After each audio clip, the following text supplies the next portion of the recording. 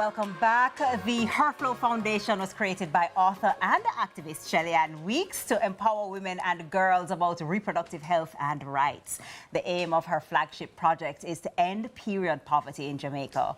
Herflow has distributed just about 8 million menstrual products to Jamaicans since its inception. Welcome our friend, Shelly-Ann Weeks. Welcome, Shelly. It's good to be on this side of the couch. Welcome to the couch versus the round table. No, man, you know, the couch, nice, man. So It's toffee.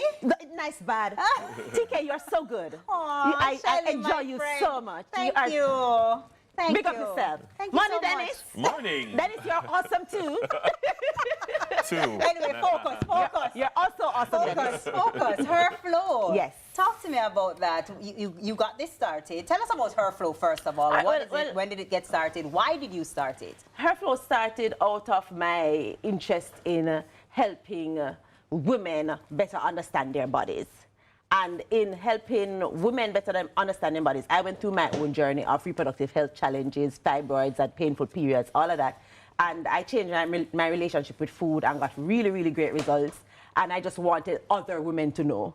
So I said, let me see if I can go to schools and maybe talk to little girls and let them understand that they don't have to go through painful periods. And then I met a young lady who told me that she used one pad for 5 days. And Herflow was born out of that because I'm like, say what now? And so that is how I realized that there were students in schools, girls in schools who did not have menstrual products. I didn't even know it was called period poverty at the time, but you know, our good friend Google, I went on and I realized that this is an international problem. Period poverty is an international problem.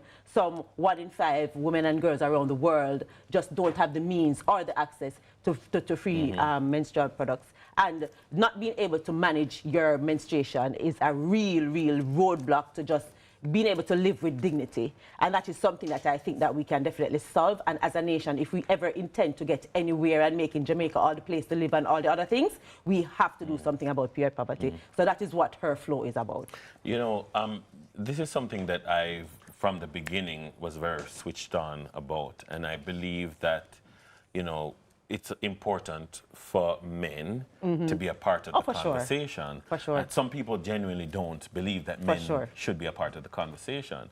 But, you know, one of the things that I appreciate about this initiative is that things that I didn't know, and I thought myself fairly knowledgeable about these things that I didn't know, you've been able to sensitize me to and bring to light. Do you think that in doing it today, comparing to when you just started, what is different? What has changed? What improvements do you see in terms of after all of the work that is being done? Well, what I'm happy about, and I will take full credit for this, yes, I'm popping my own color, which is right, is that there are a lot of more conversation around period poverty. There's a lot more people trying to do something about period poverty. I see men buying menstrual products for the first time because they want to donate to somebody who has who's affected by period poverty. So I think it is really important that we recognize and support as many people as possible who are doing this in the space. And there are a lot of them who I know about, and I support them as much as I can,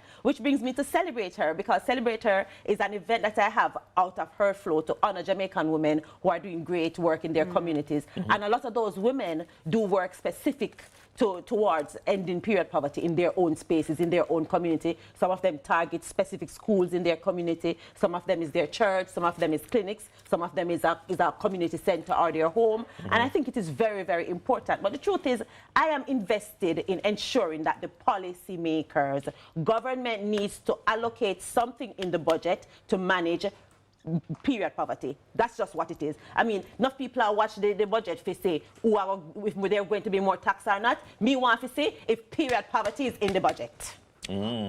Interesting. Interesting. I know you're doing a school tour. Tell us a little bit about that. All right, well, actually, I just completed a school tour. So basically, yes, we went to, I think it was about 12 schools around the island. We went to Trelawney. We went to, what's the school they had? Jesus, I keep on forgetting them names. Not St. Hilda's. No, man, the Trelawney. Hampton. Yeah. Yes. Westwood. Westwood, thank you. It was the Hampton. Westwood. We went to Westwood.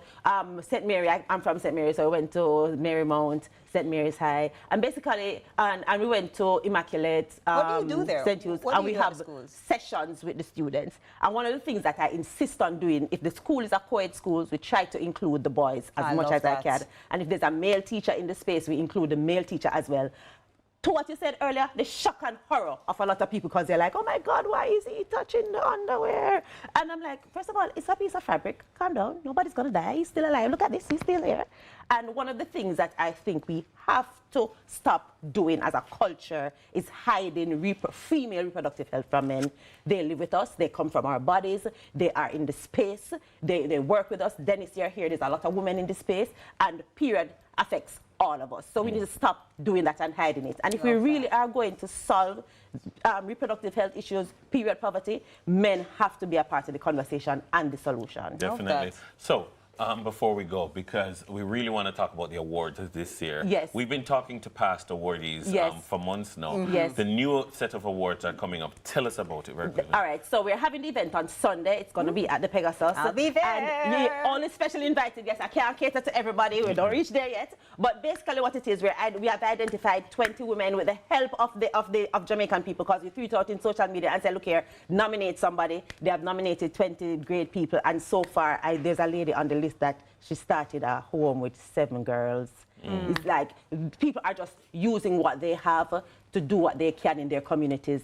And I wish I could do more. I would love to get to a point where each of these awardees get a grant in addition to the award, but you know, funding, so look here, I'm throwing it out there. I am confident that it will come. You know what they say, if you build it, they will come. Yes. You've achieved so much thus far, and there's still more to achieve. But you know what I love about this? You are doing what you can to recognize people who literally just take what they have to do what they can.